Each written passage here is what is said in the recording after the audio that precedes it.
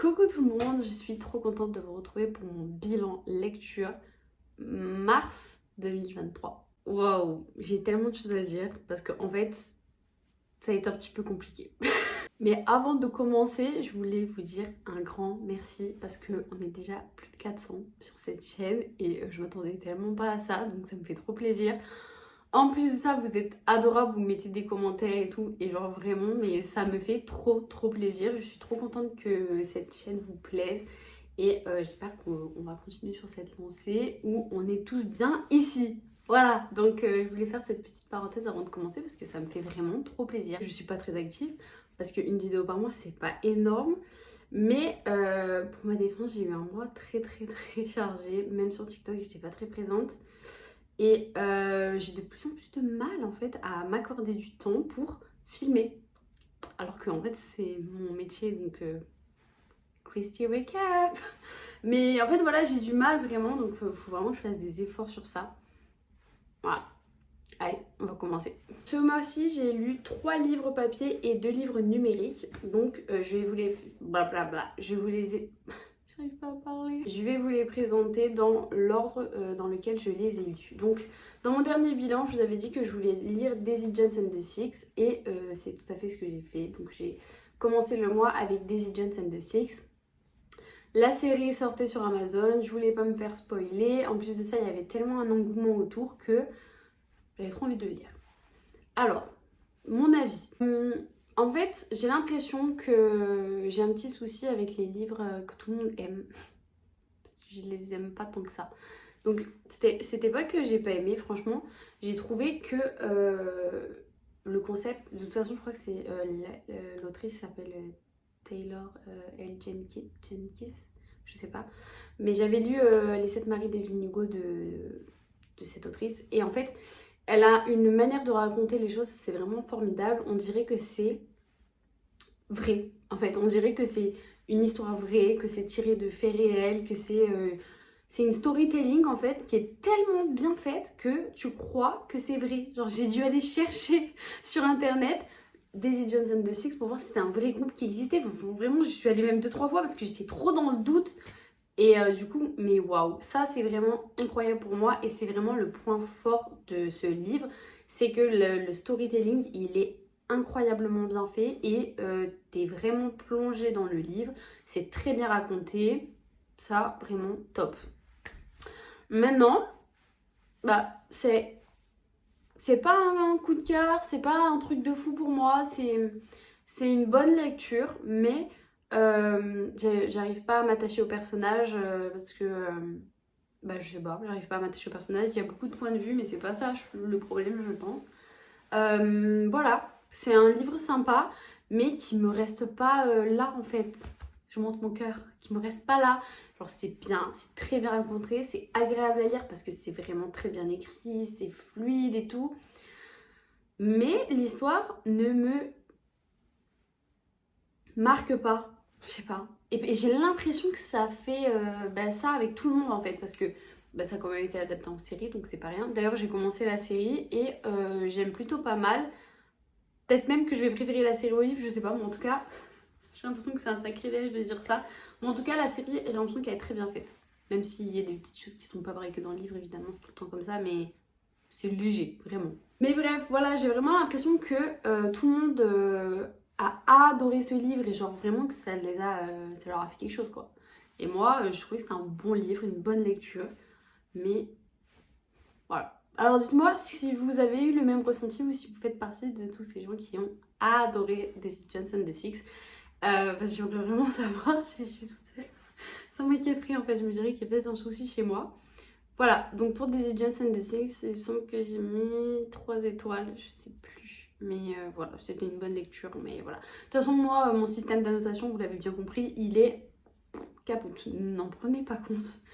C'est nul, il est nul. Donc ensuite, exactement comme je vous l'avais dit, après Daisy Jones and the Six, j'ai lu, The Perfect Match de Lila Mars. Et trop contente d'avoir lu ce livre. Super lecture, j'ai trop aimé la romance, j'ai trop aimé tout en fait. Elle a créé un système, c'est une dystopie. On est dans un endroit où comment dire, ils mettent en fait les problèmes de cœur avant tout, en premier lieu, parce qu'ils ont compris que les cœurs brisés et les ruptures amoureuses et tout ça, ça crée en fait que des problèmes dans la société. Donc eux, ils ont voulu remédier à ce problème et en gros, avec des intelligences artificielles, ils te trouvent ton âme sœur grâce à des pourcentages. Et t'es obligé de te marier en fait avec quelqu'un qui a plus de 50% de compatibilité avec toi. Obligé. Donc voilà, on est dans ce monde-là et elle en fait, elle est en couple avec un jeune garçon depuis ses 14 ans je crois, enfin depuis qu'ils sont assez jeunes. Et ils avaient fait un premier test de compatibilité. Comptabilité. Oh là là, j'ai l'impression que j'ai du mal à parler aujourd'hui, vous m'excusez. Quand ils avaient 16 ans, ils avaient fait ce test et ils étaient en dessous de la barre des 50%.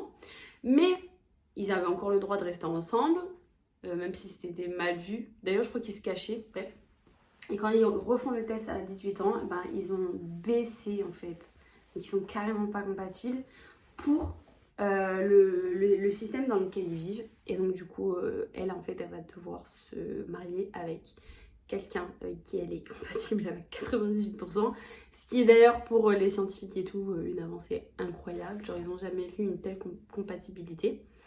Et en fait, ce gars n'est autre que le frère de son petit copain quoi. Voilà.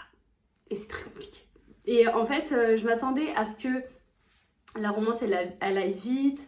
Parce que du coup, il y a une proximité forcée, parce qu'il y a un mariage arrangé, quoi, c'est un mariage forcé. Mais pas du tout, pas du tout. Et j'ai trop aimé parce qu'il n'y a vraiment pas que ça, on n'est pas concentré que sur la romance, on est concentré sur cette société en fait. Et on se rend compte que il y a des choses qui vont pas du tout. Et j'ai vraiment bien aimé, voilà. Que dire de plus? Je sais qu'il y a le tome 2 qui est sorti là. C'est celui-là, c'est The Perfect Love, il est sorti et j'ai trop hâte de le lire. Je vais aller l'acheter, je vais le lire, voilà, j'ai bien aimé. Et aussi, qu'est-ce que je voulais dire? Il y a un triangle amoureux dedans, vous vous en doutez.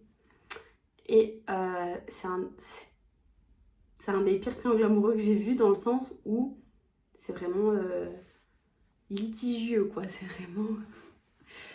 Voilà, quoi. C'est entre deux frères, donc... Mais j'ai quand même trouvé que c'était bien fait.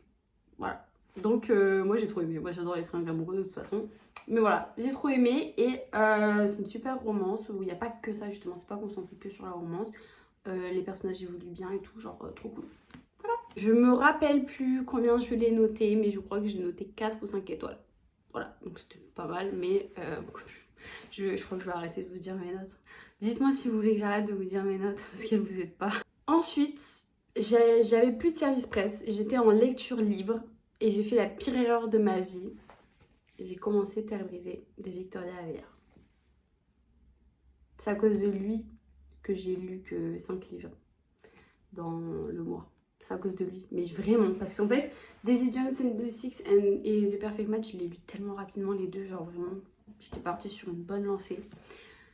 Lui, j'ai mis 10 jours à le lire, je crois, 8 ou 10 jours.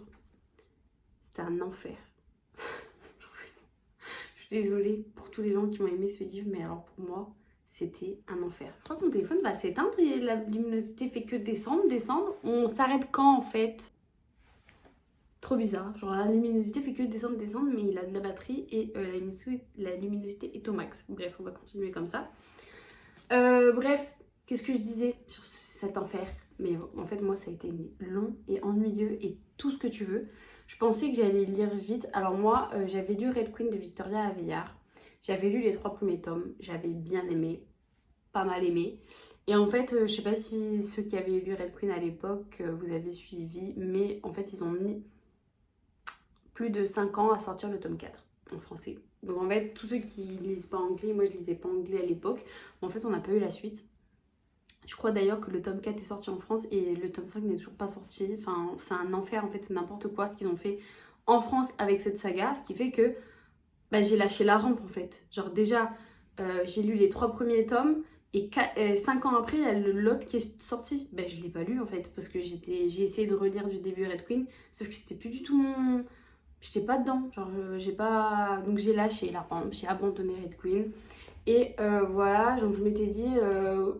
ma deuxième chance avec Victoria Aveyard, en fait, l'autrice, ma deuxième chance. Et en fait, non.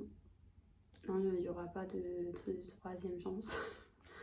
Parce que, alors, je pense qu'il est très fort pour construire un monde, parce que le monde en soi, il est construit. Mais je n'arriverai pas à trouver quelque chose de positif. C'est hyper long, hyper ennuyeux. Il y a pas mal de points de vue.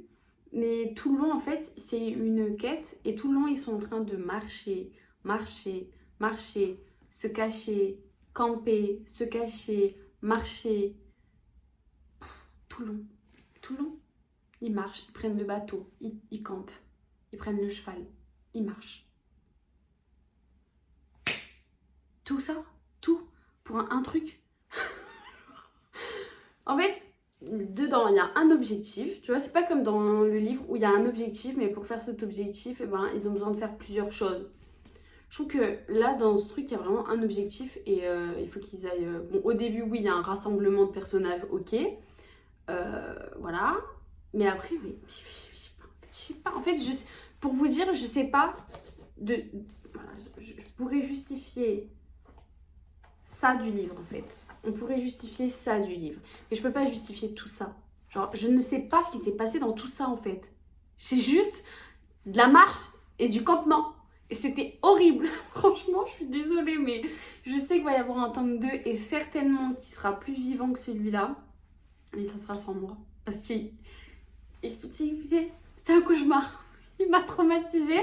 C'était un cauchemar. Donc, je suis vraiment désolée. Ça n'a pas du tout accroché. J'ai mis une étoile, je crois. Parce que, quand même, il y a un certain talent à écrire 500 pages. Combien il y a de pages là-dedans, là? Ouais, 500, presque 600 pages.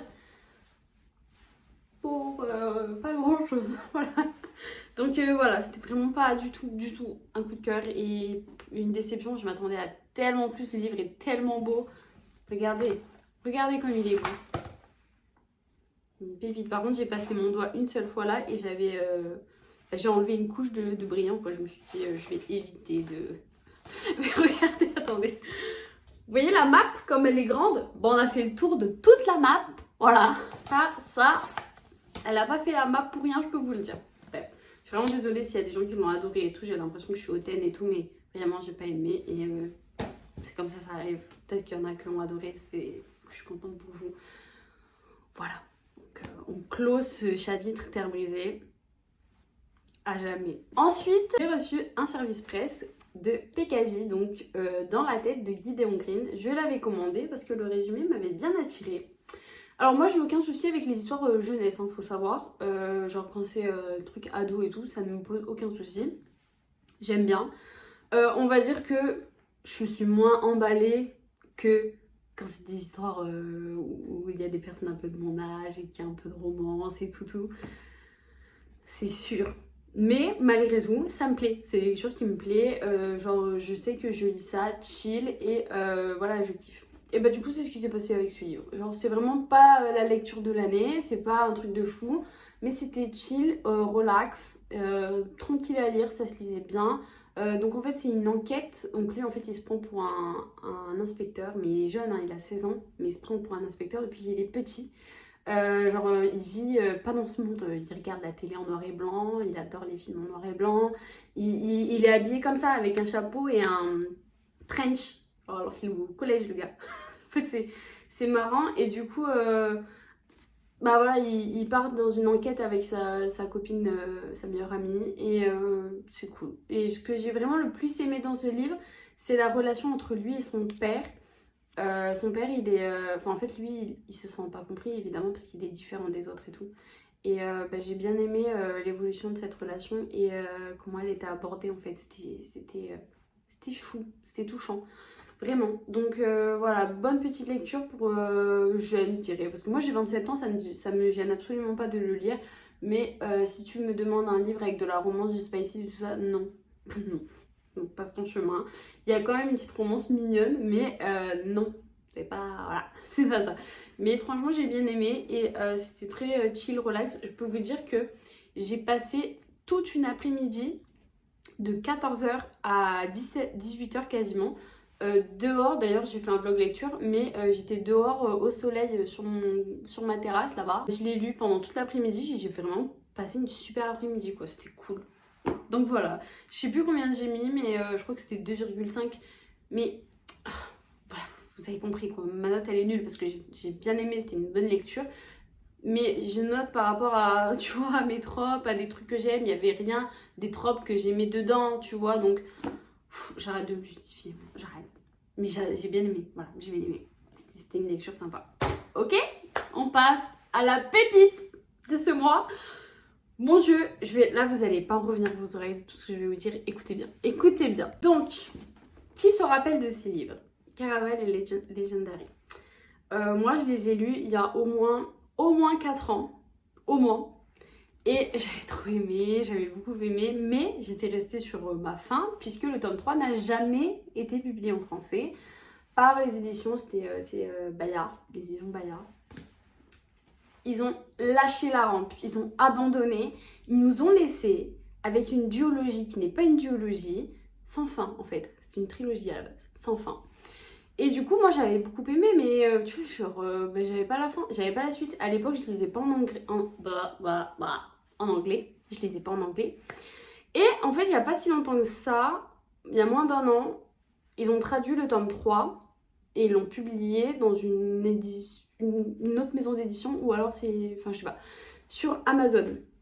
Sauf que la couverture, elle est pas belle. Genre, excusez-moi, mais vous avez ces 2 bijoux là. C'est mes bébés, vous savez que je les aime tellement. Et l'autre, il est style comme ça, tu vois. Genre, il est brillant, comme ça. Et je critique pas cette couverture, elle est trop belle. Hein. Mais c'est pour vous montrer la différence. Genre, eux, ils sont mat avec des reliures, enfin des...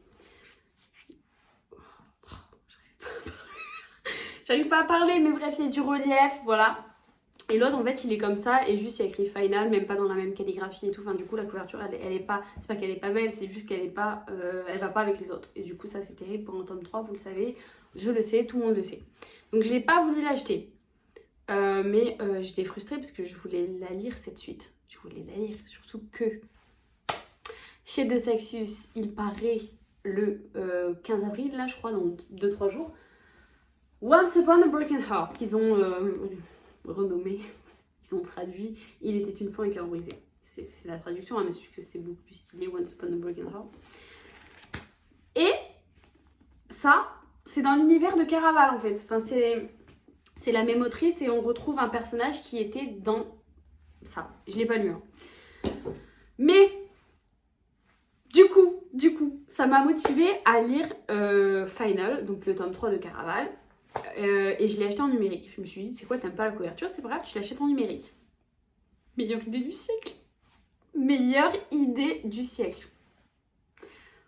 J'ai trop aimé. En fait, dès les premières pages, ça m'a fait quelque chose, si vous saviez. Je pensais pas que ça allait me faire autant quelque chose de retourner dans cet univers que j'avais adoré. Mais alors, c'était... j'avais des papillons dans le ventre, j'étais trop contente de retrouver tous ces personnages que j'avais adorés, cet univers que j'avais adoré. Donc déjà, trop contente sur ce point-là. Et en plus de ça, il est trop bien. Le tome 3 est vraiment trop bien. C'est le clapping parfait de cette trilogie. Hein. C'est ce qu'on attendait en fait depuis des années. Mais en fait, il était fait. Hein. C'est juste que la maison d'édition, elle n'a pas traduit. Mais il est vraiment trop bien. Si vous saviez, il m'a fait les montagnes russes, ok, j'ai trop aimé, vraiment, j'ai trop aimé. Et donc, le dernier c'est un coup de cœur, hein, vous l'aurez compris, ma note c'est un coup de cœur, ça j'ai aucun doute là-dessus. Parce que en fait, moi, j'ai l'impression que j'annote mes trucs aussi en fonction du sentiment qu'ils m'ont procuré, tu vois. Alors s'ils m'ont procuré des émotions de fou, ça y est, c'est un coup de cœur. C'est tout, c'est tout. Même si le livre n'est pas parfait ou quoi, je m'en fous, c'est un coup de cœur, c'est ce qui m'a fait ressentir. Bref. Faut que je me calme. Je suis même pas sûre que vous comprenez quelque chose à ce que je dis. J'ai l'impression que je suis excitée comme une gamine qui fait à Disney là. Calm down, calm down. Bref, du coup, dans le tome 3 de Caraval, il y a un personnage, je vais pas dire qui, que j'aime de tout mon cœur. Et en fait, j'ai compris seulement maintenant que Once Upon a Broken Heart, c'est son histoire. Là je l'ai pas lu mais je vais le lire en fait.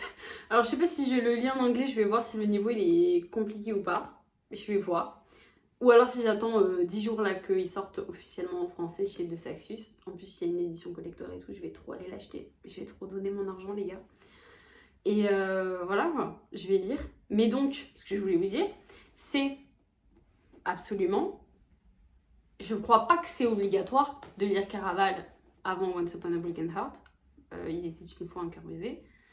Mais par contre, moi je vous recommande à 15 000% de lire la trilogie Caraval avant de lire Once Upon a Broken Heart. Vraiment. Parce que vous n'allez pas avoir tous les éléments sinon. Il y a des éléments importants quand même. Et en plus de ça, vous n'allez pas avoir l'attachement au personnage. Genre, en fait, surtout c'est ça, ouais. Genre, c'est que vous allez rencontrer ce personnage et vous allez juste, je sais pas, parce que je sais pas comment il est décrit dedans, je sais pas comment il est introduit dans l'histoire et tout, je ne sais pas du tout. Mais c'est sûr que vous n'allez pas avoir de l'attachement pour lui dès le début. Alors que moi, là, déjà, je l'aime de tout mon cœur, en fait, déjà. C'est pas le personnage le plus sain du monde. Il y a un petit souci dans la tête. Mais je l'aime, ok? Je peux pas vous expliquer à quel point je l'aime. Je dis pas c'est qui encore une fois parce que sinon c'est un gros spoil pour Caraval.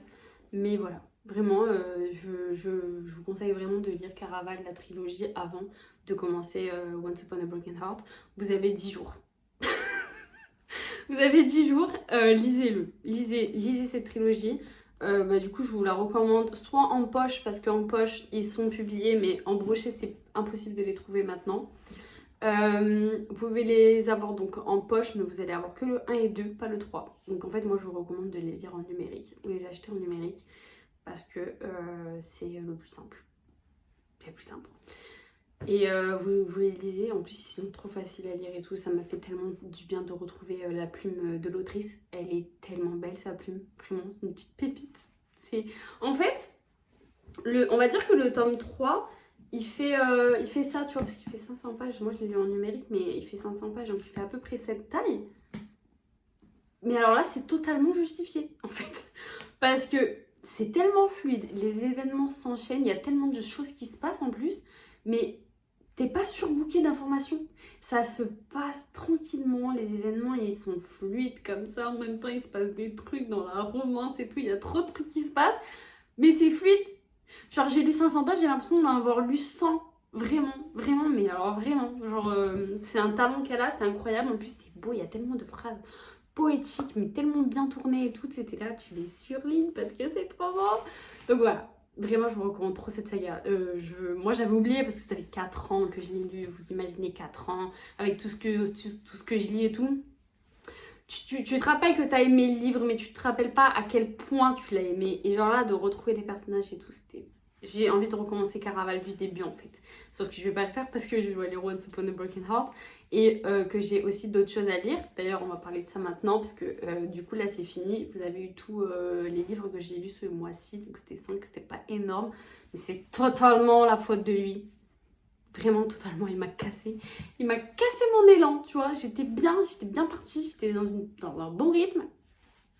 Il m'a tout cassé. C'est pas grave. La suite, c'est la carte des confins et c'est la destinée de l'Avalon. En fait, tout le monde a été choqué, ils disaient il y a un tome 3, il y a un tome 3. Mais non, c'est pas un tome 3, en fait, c'est le préquel. Ça se passe avant le tome 1 et 2 de la carte des confins, donc j'ai hâte de le lire. Et c'est ce que je vais commencer aujourd'hui même. Donc voilà, moi j'avais beaucoup aimé la carte des confins, c'était une super lecture. Je crois même que j'avais mis le tome 2 en coup de cœur. Donc voilà, c'est une super lecture, donc j'ai super hâte. Je sais pas si je vais autant aimer parce que moi j'ai quand même beaucoup aimé Blake et Carrie dans l'histoire. C'est Carrie qu'elle s'appelle? Mon dieu, comment elle s'appelle? Non, j'ai été vérifiée, c'est Callie. Voilà, je savais que je faisais une bêtise. Mais moi en fait voilà, j'avais trop aimé la romance de Blake et Callie. Donc en fait je me dis là ils seront pas là. Enfin il y aura Blake mais petit et il y aura pas Callie.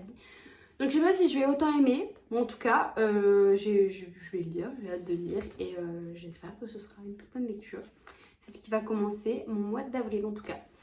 Donc voilà, merci d'avoir regardé cette vidéo en entier. Je sais pas du tout combien de temps elle va durer, mais à mon avis elle va durer super longtemps parce que j'ai encore beaucoup parlé. Mais je suis trop contente de beaucoup parler, ça me fait plaisir. Je sais pas si vous le ressentez, mais en tout cas ça me fait trop plaisir. Et voilà, je vais essayer de faire un peu plus de vidéos sur ma chaîne YouTube. J'ai des concepts en tête, mais je sais pas si je vais réussir à les mettre en forme, tu vois, genre je sais pas. Mais en tout cas, ce qui est sûr, et ça je vais m'y tenir, c'est que vous aurez toujours mes bilans du mois. Ça c'est sûr. Donc au moins sur cette chaîne, il y aura au moins 12 vidéos dans l'année. Ok? Je vous promets que je vais essayer de faire d'autres vidéos. Et d'ailleurs, n'hésitez pas à me dire s'il y a des trucs à faire. Moi je connais pas du tout Booktube, mais s'il y a des challenges, s'il y a des styles de vidéos que vous aimez et tout, n'hésitez pas à me le dire en commentaire. Et je me ferai un plaisir de faire tout ça. Voilà. Je vous fais des gros bisous et à bientôt.